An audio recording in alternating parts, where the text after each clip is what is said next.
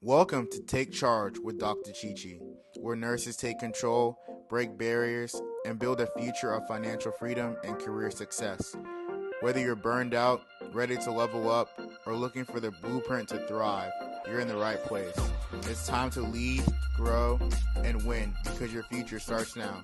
Here's your host, Dr. Chichi.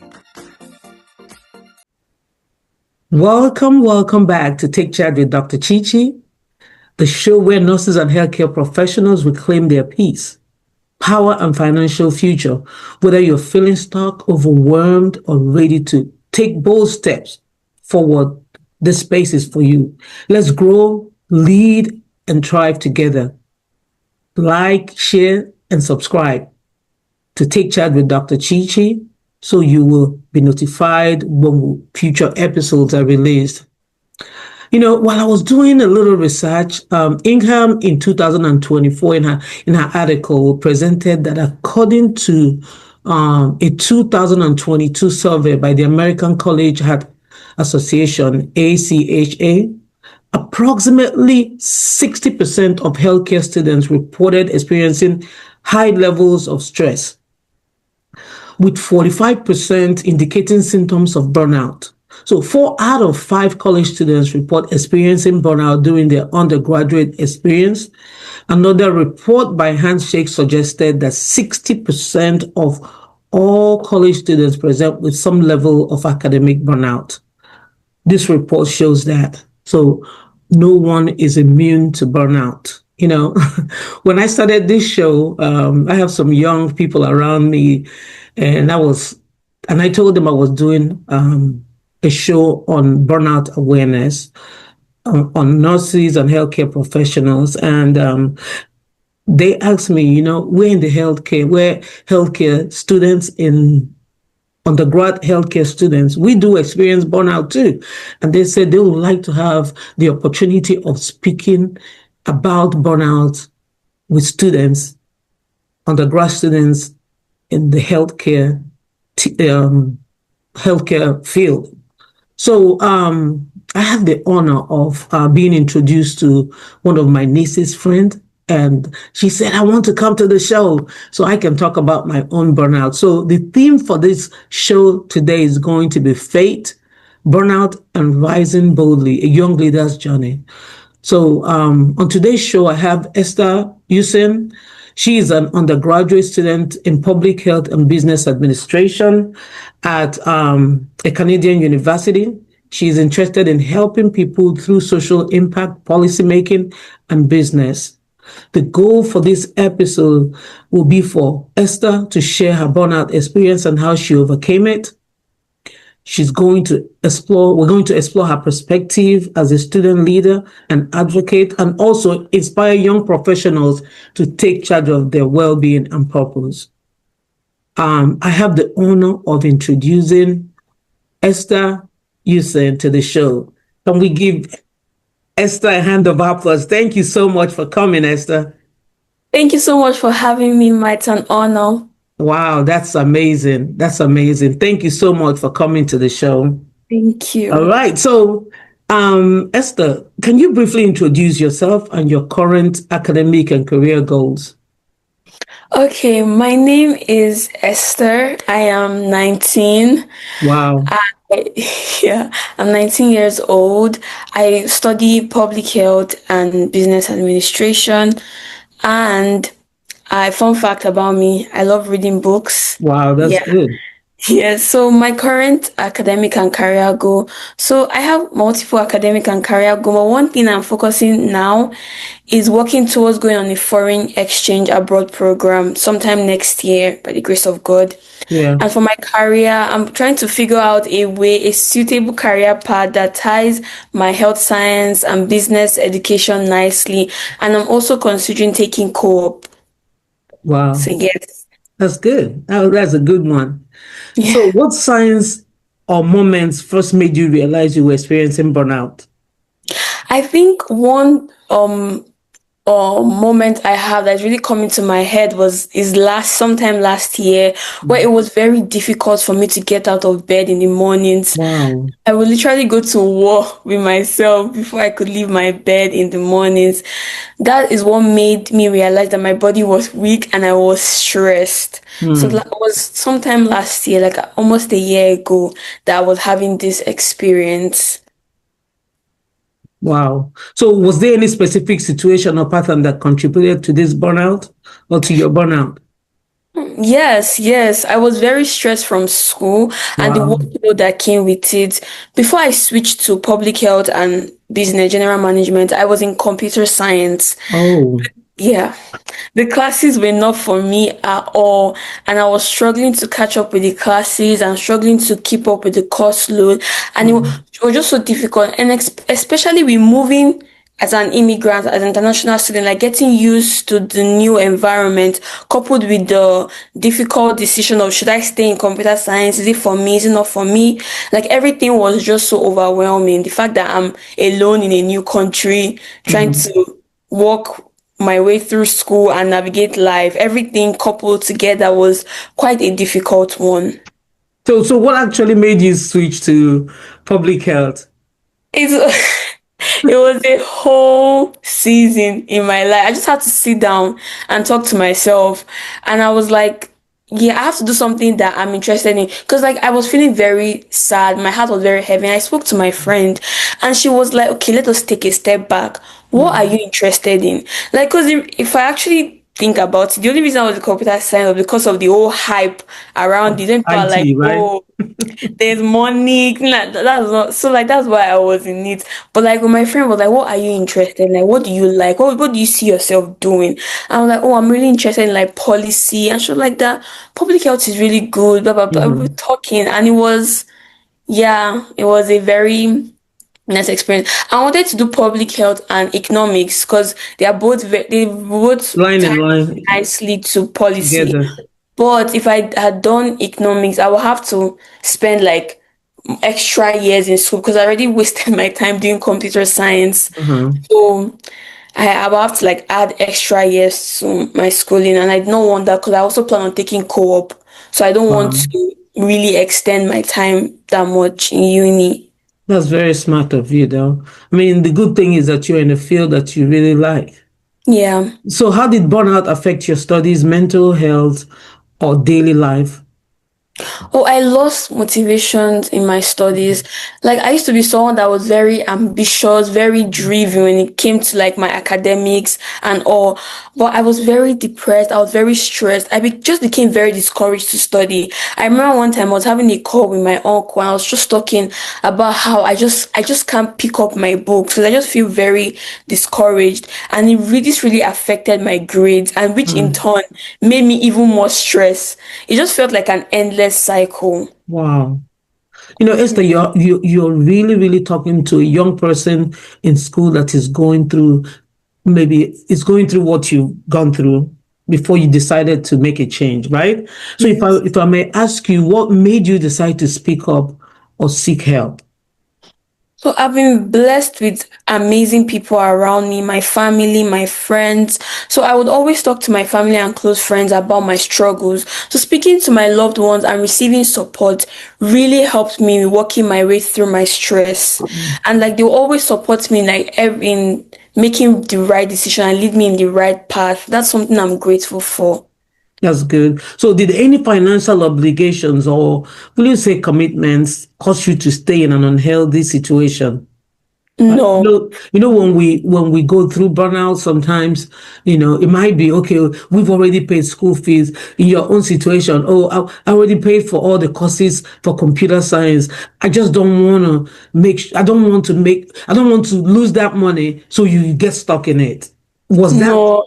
Yeah, That's one reason why I'm so grateful for my parents. that's Like they good. did not stress, oh, we've already paid money for this class. You can't just Uh-huh. drop it. No, they were very supportive every step of the way. They were too supportive. So like they did not worry about, oh, you've taken this computer science class, we've paid money for it, now you want to drop it, like yeah, it's wasted money. They did not infer that at all. And that gave me the confidence and the peace to make my decision.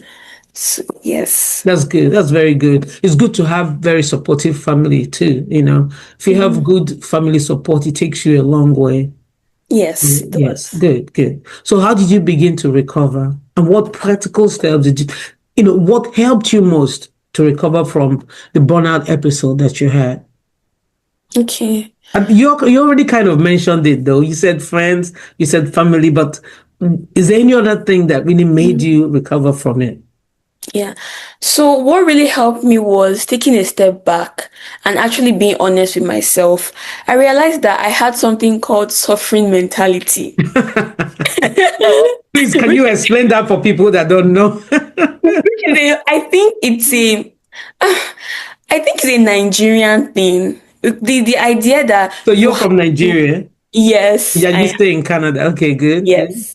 The idea that you have to suffer and toil and work your whole heart out into getting something. Like if you don't suffer, you will not get Then something. it's not beneficial, right? Yes. So like I had that mentality that I feel like I must suffer not to get something worthwhile, which was why I stayed in computer science. Deep Mhm. down, I knew it was not for me, but I stayed because I was like, oh, I have to push myself to do things that I'm uncomfortable with. But like pushing yourself to do hard things isn't necessarily a bad thing, but I feel wisdom should be applied to everything. That's So very, I you're talking realized like that an old lady now. I realized that staying in computer science, the program was not going to be sustainable for me. I could not like spend an extra 3 years of my life doing this thing that I know that is not for me. So that's why I took the decision to switch my major. So the practical steps will be Oh yeah, the practical steps was speaking with an academic advisor. Like I good. booked an appointment with them. I asked them that, oh, like how will my academic career look like if I decide to like switch from this program? I know I have classes that have been extra to my degree, but how can I make it so that I'm not falling too back. I can still like get my feet in this program that I want to switch to. And it was really helpful talking to like academic advisor. And I also went to a career counselor. I was Wow. having this period of counseling that I went for, and the counselor gave me like practical steps, gave me like pamphlets. We did like Mm, an activity. It was so helpful. that's So those good. are the practical steps I took. That's good. Because what you're saying now is going to impact other young people that might have faced what you've experienced in the past. So it's good that at least we lay it out so they'll know that it's important for them to talk to someone, and not just someone, but someone that can help them make a decision or make a change, right? Yes. So what advice will you, like if you're asked to give an advice, right, to other students or young professionals experiencing burnout, what will you tell them? Oh, I have a lot to say here. Number one. Number one, I would say just take a step back Mhm. and be kind to yourself. Take life one step at a time, one day at a time. Remember that you're not a robot, you are a human. Yeah. Like, it's just okay to be kind and compassionate to yourself. There's this saying in Nigeria that I find very funny, but sometimes I need to ground myself is body no be firewood. Relax. Like, calm In down. other words, your body is not firewood, right? Yes, like you're not a robot. Like Yes, yes, relax, calm down, speak to someone, talk yeah, to God, talk to your family, your yeah, friends, a yeah. therapist. Mhm. There's no shame in saying that, oh, I'm confused, I don't know what I want to do. Like there's no shame being vulnerable to other people. You don't have to go through life alone. Like we all need someone to lean on. Yes, That song yes. that said we all need somebody Somebody to to lean. lean That's good. on. Yeah. But Yes. it's always good to lean on the right person or the right people, because Yeah. if you lean on the wrong person, you're done. Yes, true. So, like you said, prayers, praying that God will lead you to the right people that will help you get to the right path. Mentorship is what I call Yes, it, really right. important. So what really inspired your interest in social impact and policy change? Oh, yeah, that's a very good question. So looking back, I think it was that I noticed that there was a lot of disparity in our community and no one was doing anything about it. There were a lot of things to be done, but no work. I wasn't seeing any work being done. For example, growing up, I would see people with serious medical conditions on the street begging for money. And I Mm. would think, why is no one doing anything to help these vulnerable people? Or I would see piles and piles of dirt and garbage littered around and ask the same question. Why is anyone doing anything about it? Why aren't people talking about climate change? Why aren't people talking about serious things like this? So this pushed me to look for a way I could contribute to my society. I joined global communities. I volunteered Wow. with organizations. I participated in competitions and looked for ways to contribute in my own little way. So that's it. And also growing up, like my parents are really action-based people. Like when they want something to be done, they get it done.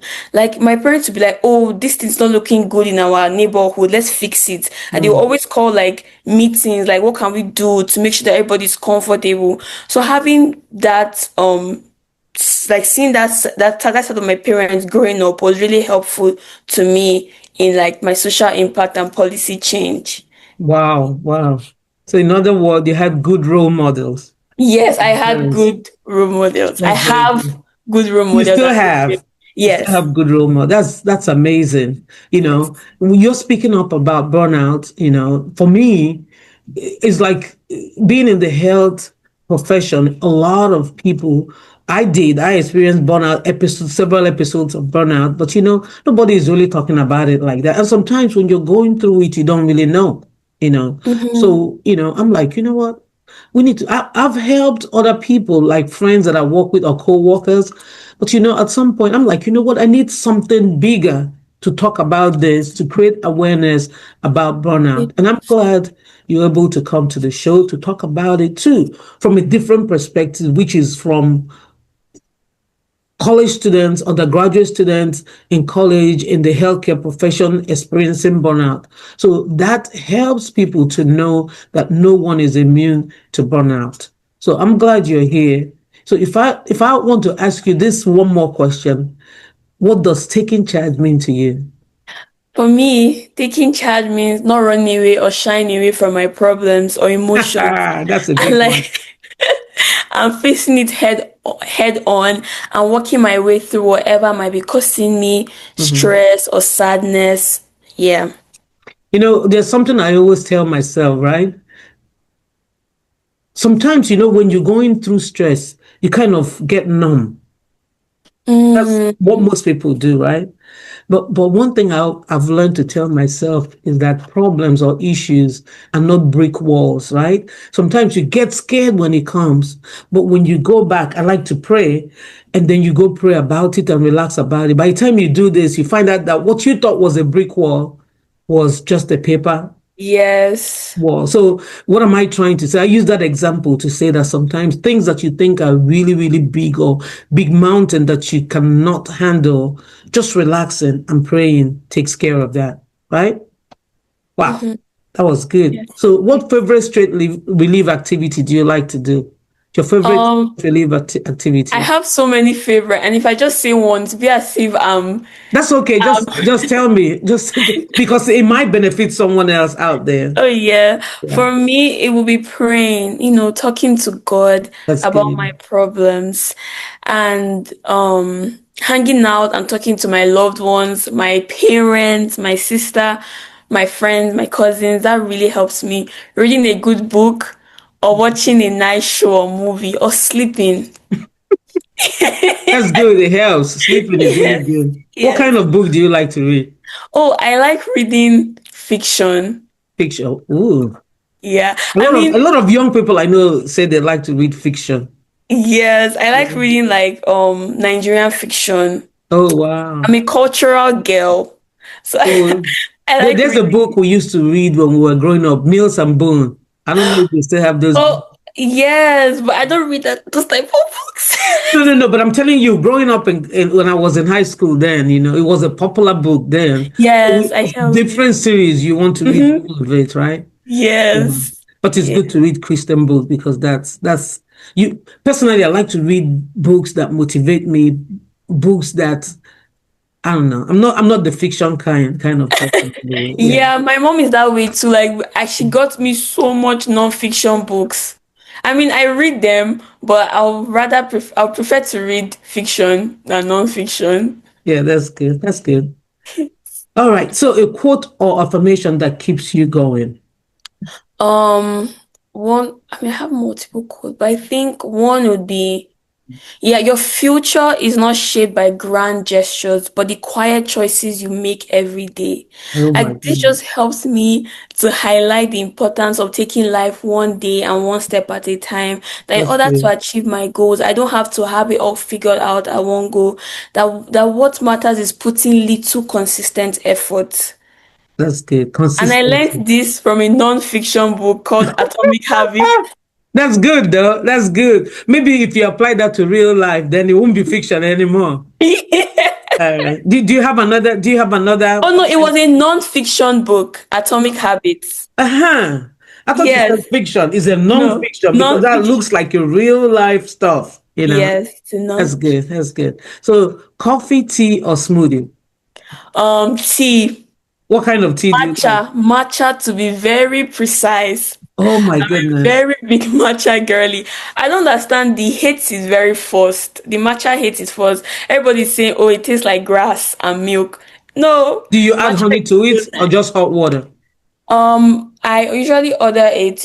I usually use just milk. I don't add sweeteners because I don't like Oh, sweet you things. like milk on your tea? Yes. Wow. Some Yes. people will say, oh no, tea, nothing. Just honey or sugar. See, everybody Yeah. likes it different. Yeah, everybody likes it different. That's good. Yes. That's good. So what's one dream you're currently chasing? One dream I'm currently chasing is because I'll be done with school by God's grace in 3 years. So I'm Wow. already working towards my master's program. So I have a specific school and program that I want to get into for my master's. I'm currently working towards like making sure my GPA is at certain point, That's doing like good. more volunteering things, doing more activities, joining the school body, the student union, and just creating a plan to help achieve this. Yeah, that's And something. joining the student union also will help you with the policy stuff that you like. And that's Yes, where you can be to make change. yes, There's exactly. there's this saying that for you to make change, you have to be at the table. Because if you're not at the Yes, table, you're part of the menu, right? yes, So yes. being there, you're in the right path. That's really That's good. very, very Yes. good. Do you have any other thing to say? Um, So anyone watching this or listening to this, I just want to say that like whatever you're going through, this will pass. This Yes. too will pass. This too Like, shall it's very pass. Yep. important to talk to someone. Like, that's very important, especially for, I don't know, our generation. We like to be very nonchalant. Oh, I can do this thing. I don't need anybody. But being vulnerable is really good. Does not mean you are weak or you are low or you are like not strong. It just means that you are even strong to take charge of your emotions. So I feel like talking to someone is really helpful. That's Yes. good. Talking to someone, getting help. Getting help, Getting yes. help is very important. Yeah. Sometimes, because some people are not, some people didn't grow up in an environment where they have to go talk to a counselor. Sometimes if you tell them go seek help, they're like, no, I don't want to wash my dirty linen out there. But, seeking the right help takes you a That's long way. yes, that's Thank you true. so much for coming to the show, Thank you so Esther. much, I am Ma, so for having happy me. that you're here. Whatever you've said today is going to touch a lot of people's life. Okay? Yes. All right. Thank Thank you you so so much. much, Ma. So, usually I have a reflection prompt for listeners, and that Mhm. reflection prompt today is what is one area in your life where you need to take charge and honor your mental or emotional well being?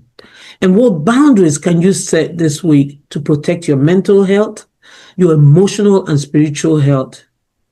And then I always ask this question: if something happens to you today and you're not able to walk, how long can you sustain yourself? Email me at takechargewithdrchichi@gmail.com. Takechargewithdrchichi@gmail.com. And let's talk about it. All right. Thank you so much, Esther, for joining us today. Thank you for joining us today and for sharing your inspiring journey. Your resilience and honesty will surely empower many students who are navigating burnout and searching for direction. So if Esther's story resonates with you, share this episode with a friend or colleague. Don't forget to subscribe, leave a review, and also follow us on all our platforms. Email me at takechargewithdrchichi@gmail.com. Don't forget to subscribe, I said. So remember, burnout is not your identity. You are not alone. You were created for more peace, more purpose, more power. You have the power to rewrite your story. Don't settle. Take charge because your future starts now. Your well-being matters. Your purpose is too valuable to burn out.